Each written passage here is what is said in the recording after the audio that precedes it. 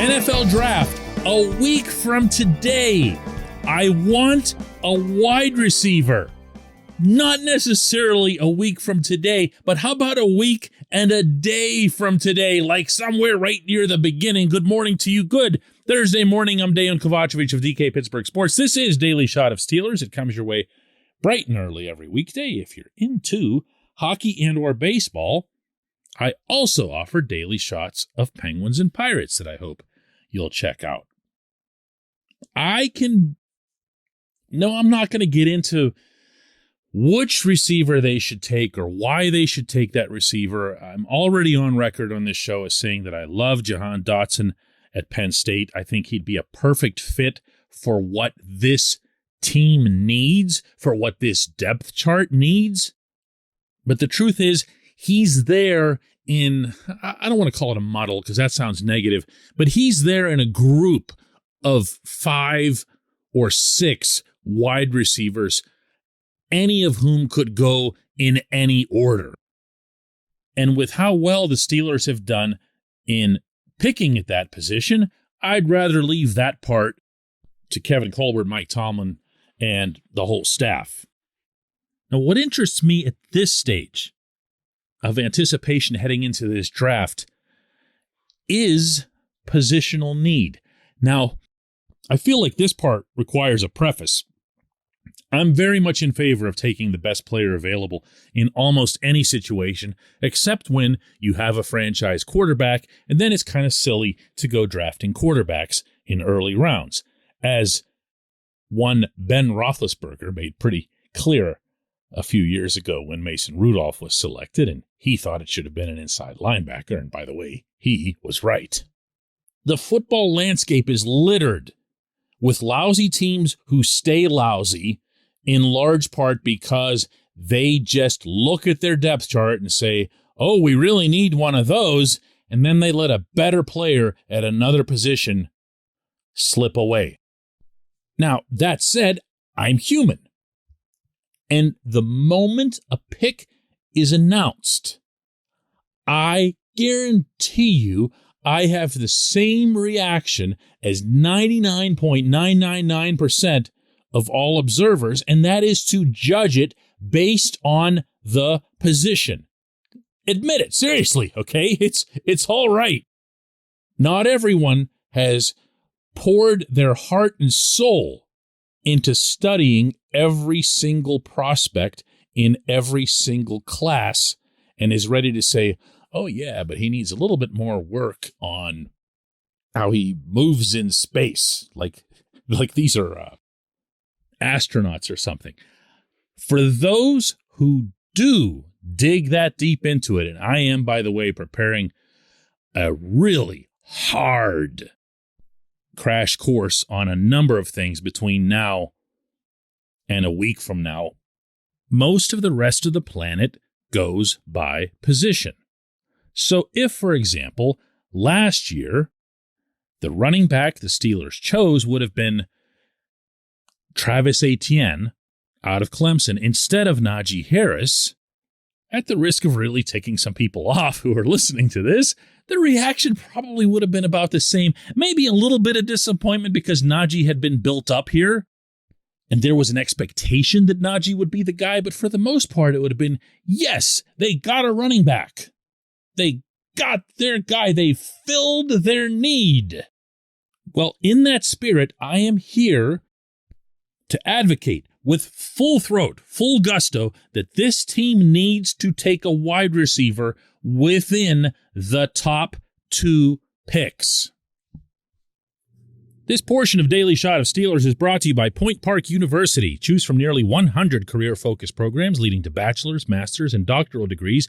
Choose when and how you'd prefer to do that studying, whether it's at Point Park's gorgeous downtown Pittsburgh campus, whether it's online, maybe a flexible hybrid format would work best for you. Find out more about all of this at pointpark.edu. I don't believe it's going to be a first rounder, and I don't believe that because I really am starting to believe that it'll be a quarterback.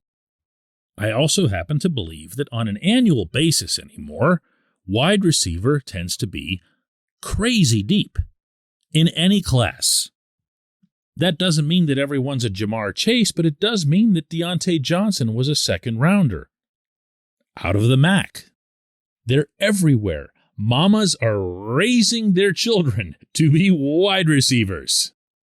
And so if I'm looking for impact, and I'm not talking about 2022 impact, 2023 impact, I just mean impact. High ceiling, lots of potential, maybe can be more than what he was able to show in college. I'm looking at wide receiver.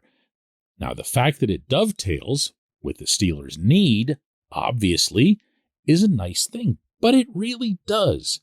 Look at that depth chart at the moment and ask yourself, for as much as you like Deontay and you like the numbers that he put up, is he a true number one?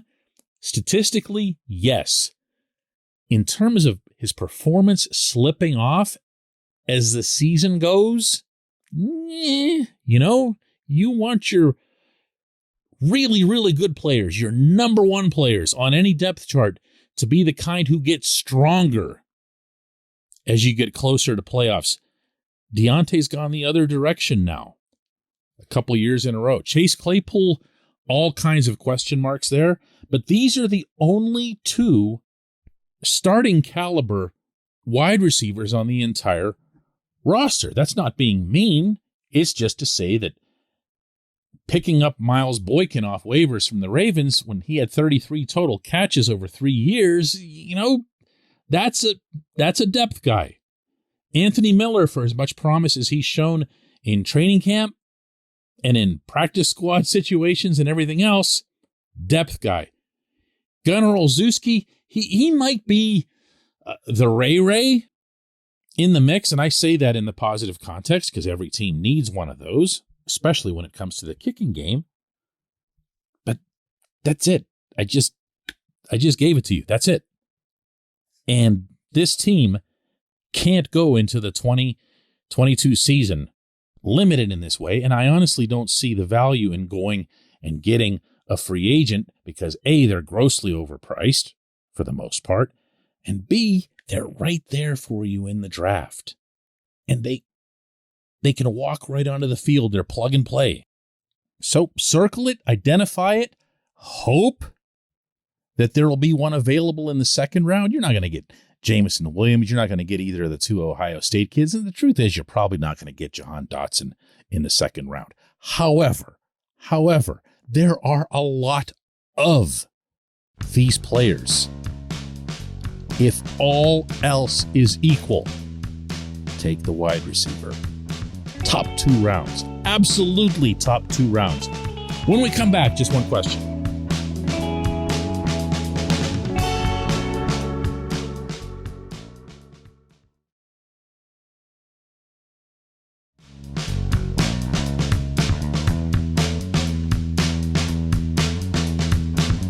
Welcome back. Time for J1Q. That's always brought to you by our friends at Mike's Beer Bar, Pittsburgh's preeminent spot for craft brews. They have more than 500 craft brews in total, 350 of those local, 80 of those on tap. Not going to be topped in this category. Mike's Beer Bar is right across Federal Street from PNC Park on the North Shore. Check out Mike's Beer Bar. Our J1Q comes from Bill, who asks, so let me play this out. You hire a guy who's never been a QB coach to coach/mentor a guy who some of the most well-respected evaluators are saying is a better runner than passer, and have them work for a coordinator who has never had success in the NFL and is on a short leash. What could go wrong? I will root for Malik Willis if they draft him, but man, give me Desmond Ridder. Well, Bill, I'm not sure what Ridder would change about this scenario that you're deriding, although I'm with you on how unconventional it already appears. Ambitious might be another word if you're a more positive person. But when I've looked at David Corley's resume, I had a lot of the same reaction that you did.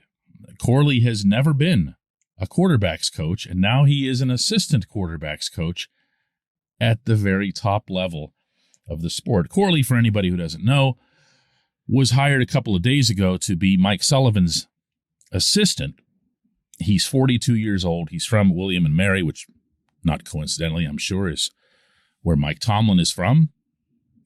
Corley did play quarterback, and he was a very good quarterback for that college at that level.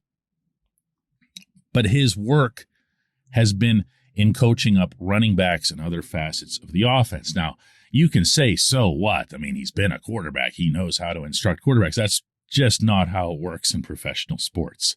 It's very unusual to get a promotion like this to a position at which you have never specialized. But yeah, there are a whole lot of unattractive variables in this, to say the least. And you can be very sure that this is one of the things that'll come up when Tomlin and Kevin Colbert meet with us Monday at Heinz Field, their annual pre-draft press conference, which, by the way, tends to be one of the more telling sessions that the two of them have all year. Not telling about the draft necessarily. They're not going to stand there and say, hey, we're taking so-and-so.